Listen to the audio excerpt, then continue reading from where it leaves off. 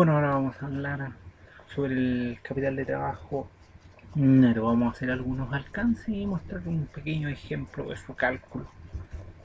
Bueno, tenemos que el capital de trabajo es la diferencia entre el activo y pasivo circulante de una empresa o proyecto. Si es positivo, representa la porción del activo circulante que es financiada por fondos de largo plazo. Y cuando es negativa, la porción de activos no circulantes financiada con deuda de corto plazo.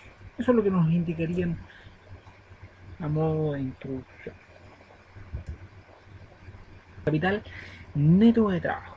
Tenemos que el capital neto de trabajo es el exceso de déficit de la empresa representada en activos corrientes que se obtendría después de cancelar todos los pasivos corrientes.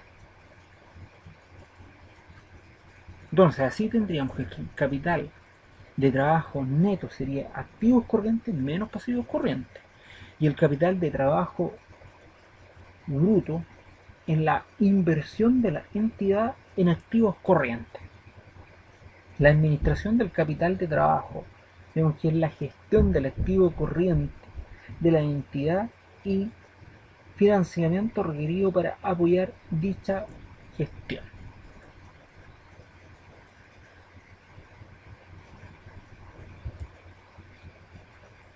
Ahora, las decisiones de inversión, como ya lo decíamos, en los activos corrientes menos el pasivo corriente nos dan el capital de trabajo neto que está representado ahí. Entonces con esto podríamos decir cuánta liquidez de corto plazo necesita la compañía para cumplir con sus obligaciones.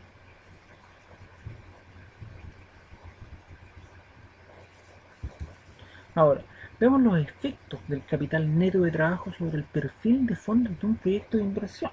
Tenemos que hasta el momento se ha supuesto la coincidencia de los ingresos con la entrada de efectivo. En la práctica se debe considerar en forma explícita la posibilidad que algunas de las ventas podrían ser al crédito. Por otra parte, existe la posibilidad que no se hayan cancelado todos los costos contemplados, es decir, que los proveedores hayan otorgado financiamiento. En cualquiera de los casos, el flujo de fondos no habría ocurrido aún. Todas estas posibilidades no constituyen problemas siempre y cuando se tome en cuenta el capital neto de trabajo al calcular el perfil de fondo. Ahora, los efectos del capital neto de trabajo sobre el desembolso inicial incremental. Tenemos que muchas inversiones en activos fijos llevan consigo a un incremento el volumen de negocio, lo que provoca una mayor necesidad de inversión en activos circulantes, clientes, existencia, saldo de efectivo, etc. Y proporcionará una mayor proporción por pasivos de corto plazo, o sea, los proveedores, los impuestos por pagar, entre otros. Por tal motivo, no debemos olvidar las inversiones en capital neto de trabajo derivados de la inversión inicial en activos fijos. En este sentido, cualquier incremento en capital neto de trabajo efectuado en el momento cero deberá sumarse al desembolso inicial incremental.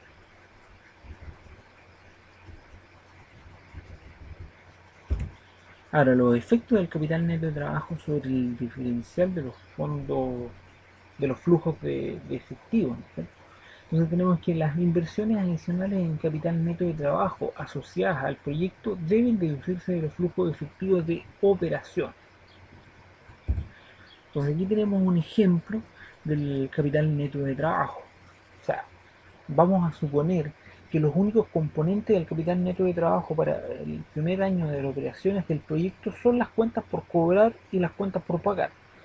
Aquí representamos un cuadro donde se muestra entonces en el inicio del año tenemos cuentas por cobrar de 80.000 y al final del año son de por 110.000 y las cuentas por pagar lo mismo 50.000 a 105.000 al final de año.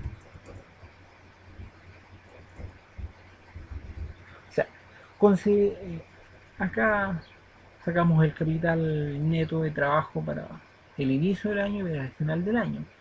Y tenemos una variación entre ambos de menos 25.000 en capital de trabajo. Ahora, considerando que existe una disminución en el capital neto de trabajo de 25.000, se concluye una liberación de fondos durante el primer año. O sea, tenemos que el flujo incremental de fondos, que es el delta de flujo operacional, y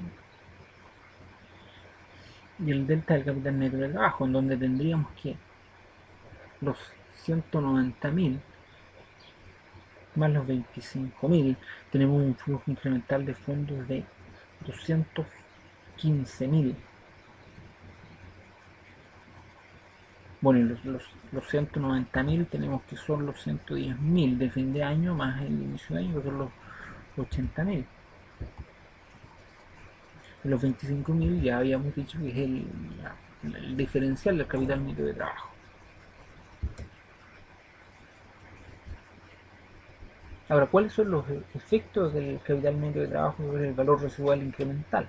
No sé, mm, la posibilidad de liquidación final del capital neto de trabajo en todo análisis económico tiene un horizonte temporal, incluso en el caso de que la decisión que se esté analizando tenga una vocación de continuidad. Por ejemplo, siempre existe un último año de análisis en el que hay que incluir la posible liquidación del negocio diferencial y consecuentemente de la recuperación de los fondos inmovilizados del capital neto de trabajo.